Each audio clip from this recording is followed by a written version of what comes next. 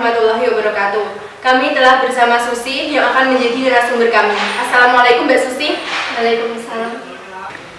Baiklah, pertanyaan yang pertama, coba Anda jelaskan kasus apa yang menjadi penyebab jatuhnya Kabinet Sukiman. Dengan ditandatanganinya persetujuan bantuan ekonomi dan persenjataan dari Amerika Serikat kepada Indonesia atas dasar Mutual Security Act atau MSA. Lalu, apa yang menjadi penyebab sering bergantinya kabinet pada masa demokrasi parlementer? Akibat kebijakan-kebijakan yang dalam pandangan parlementer tidak menguntungkan Indonesia ataupun dianggap tidak mampu meredam pemberontakan-pemberontakan di daerah. Lalu, coba Anda jelaskan bagaimana proses berakhirnya Kabinet Ali Sastro Amijoyo I dan proses lahirnya Kabinet Ali Sastro Amijoyo II. Proses berakhirnya Kabinet Ali Sastro Amijoyo I yaitu NU menarik dukungan dan menterinya dari kabinet, sehingga keretakan dalam kabinet inilah yang memaksa Ali harus mengembalikan mandatnya kepada Presiden. Sedangkan proses lahirnya Kabinet Ali Sastro Amijoyo II yaitu penunjukan tim formatus untuk membentuk kabinet setelah pemilihan umum. Setahu Anda, partai-partai apa sajakah yang tokoh-tokohnya pernah menjadi Perdana Menteri pada masa demokrasi parlementer pada tahun 1950 sampai 1959? Dan bagaimana proses terpilihnya tokoh-tokoh tersebut menjadi Perdana Menteri? Yang pertama, Muhammad Nasir dari Partai Masyumi. Proses terpilihnya adalah pada saat Masyumi diberi kesempatan untuk memerintah. Kedua, Sukiman juga dari Masyumi. Jatuhnya Kabinet Nasir, Presiden Soekarno mengadakan pembicaraan dengan para pemimpin partai untuk memilih tim formatur kabinet yang menghasilkan Kabinet Sukiman. Yang ketiga, Wilopo dari Partai PNI. Presiden Soekarno menunjuk Sidik Jojo Sunarto dari PNI dan Prawoto Mangku Sasmito berasal dari Masyumi menjadi formatur. Namun gagal. Kemudian menunjuk Wilopo dari PNI sebagai formatur. Setelah bekerja selama 2 minggu dan berhasil dibentuk kabinet baru di bawah pimpinan Perdana Menteri Wilopo. Ideologi apa saja yang diusung oleh partai-partai yang berkiprah pada masa demokrasi parlementer? Coba Anda klasifikasikan ideologi tersebut dengan partai-partai yang ada pada masa demokrasi parlementer. Yang pertama, Partai Masyumi, partai penyatu umat Islam dalam bidang politik. Yang kedua, Partai PNI, menekankan masalah hubungan luar negeri yang menguntungkan perjuangan pembebasan India Barat dan pemerintah dalam negeri. Yang ketiga, Zakon Kabinet, penasihat pemerintah. 3. Coba Anda jelaskan perbedaan antara sistem kepartaian pada masa demokrasi parlementer dengan sistem kepartaian pada masa sekarang. Pada masa demokrasi parlementer, pluralisme terpolarisasi. Sistem kepartaian suatu negara di mana partai-partai politik yang ada di dalamnya memiliki ideologi yang berbeda-beda. Perbedaan ideologi tersebut kadang cukup fundamental, dan pada masa sekarang pluralisme moderat. Sistem kepartaian suatu negara di mana partai-partai politik yang ada di dalamnya memiliki ideologi yang berbeda-beda, namun perbedaannya tidak begitu tajam. Sebutkan alasan dikeluarkannya Dekret Presiden. 1. Anjuran kembali pada Undang-Undang Dasar 1945 tidak memperoleh keputusan dan konstituante. 2. Konstituante tidak lagi menyelesaikan tugasnya. Dan 3. Kemelut dalam konstituante membahayakan persatuan. Lalu sebutkan dampak positif dikeluarkannya Dekret Presiden. 1. Menyelamatkan negara dari ancaman perpecahan dan krisis politik berkepanjangan. 2. Memberikan pedoman menggunakan Undang-Undang Dasar 1945 untuk hidup berbangsa dan bernegara. Kapan masa demokrasi liberal di Indonesia berakhir? Demokrasi liberal di Indonesia berakhir dengan dikeluarkannya Dekret Presiden 5 Juli 1959 dan berakhirlah sistem pemerintahan demokrasi liberal dan berganti dengan sistem demokrasi terpimpin.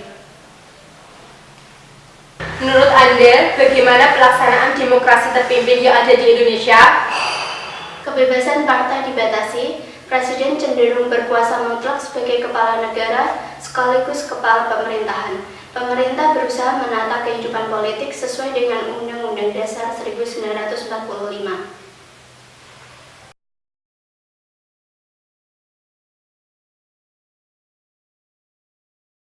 Assalamualaikum. Ya, kita mau bersama dengan Mas Endang. Kita mau bicara-bicara dengan dia, mau tanya-tanya dia. Yuk, Assalamualaikum Mas Endang. Mas, coba kau sebutkan ini dampak negatif tuh dari dikeluarkan dekret presiden itu bagaimana? Ini ya, saya beritahu dampak negatif dikeluarkannya dekret presiden. Yang pertama itu memberikan kekuasaan yang besar kepada presiden terhadap MPR maupun lembaga tinggi negara lainnya. Yang kedua, memberikan peluang kalangan militer berpolitik. Terus ini lagi Mas, apa dia petugas dari pemerintahan demokrasi terpimpin itu bagaimana? Baik, terima kasih Mas. Demokrasi terpimpin harus mengembalikan keadaan politik negara yang tidak stabil sebagai warisan masa demokrasi parlementer atau liberal menjadi lebih mantap atau stabil. Yo, selanjutnya ini apa penyimpangan yang terjadi di masa demokrasi terpimpin? Coba Mas menjelaskan. Jadi, penyimpangannya tuh gini, penataan politik menyimpang dari tujuan awal, yaitu demokratisasi atau yang dikenal dengan menciptakan stabilitas politik yang demokratis, menjadi sentralisasi atau pemusatan kekuasaan di tangan presiden. Mas, saya penasaran dengan tahap pemilu satu Indonesia. Coba kau jelaskan bagaimana?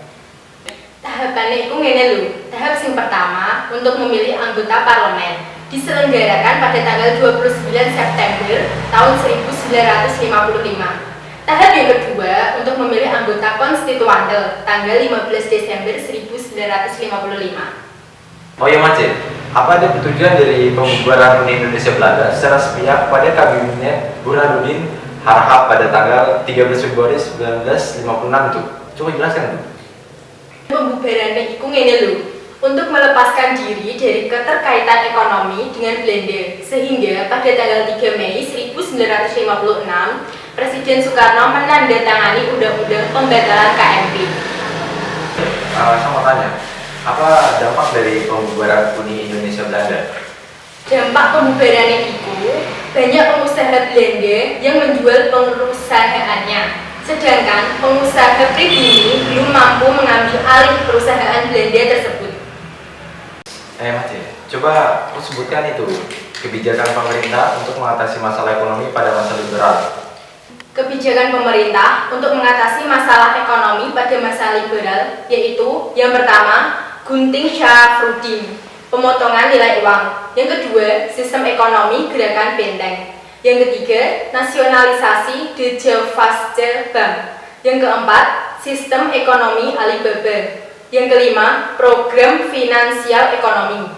Yang keenam, rencana pembangunan 5 tahun. Yang ketujuh, musyawarah nasional pembangunan.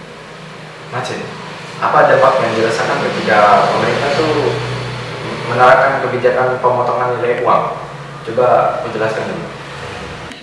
Dampaknya yaitu rakyat kecil tidak dirugikan karena yang memiliki uang Rp250 ke atas hanya orang-orang kelas menengah dan kelas atas. Dengan kebijakan tersebut dapat mengurangi jumlah uang yang beredar dan pemerintah mendapat kepercayaan dari pemerintah Belanda dengan mendapat pinjaman sebesar 200 juta. Oh ya Mas, coba menjelaskan mengapa pembahasan mengenai dasar negara di Dewan Konstituante mengalami banyak kesulitan. Kesulitannya karena adanya konflik ideologis antar partai. Dalam sidang muncul 3 usulan dasar negara yang diusung oleh partai-partai. Ada satu terakhir pertanyaan Mas. Coba Mas, kau jelaskan makna pemilu 1955 bagi tegaknya demokrasi pertama di Indonesia. Maknanya itu ngene lho Mas Erwin, tingginya minat masyarakat untuk turut berpartisipasi dalam pemilihan umum. Sudah.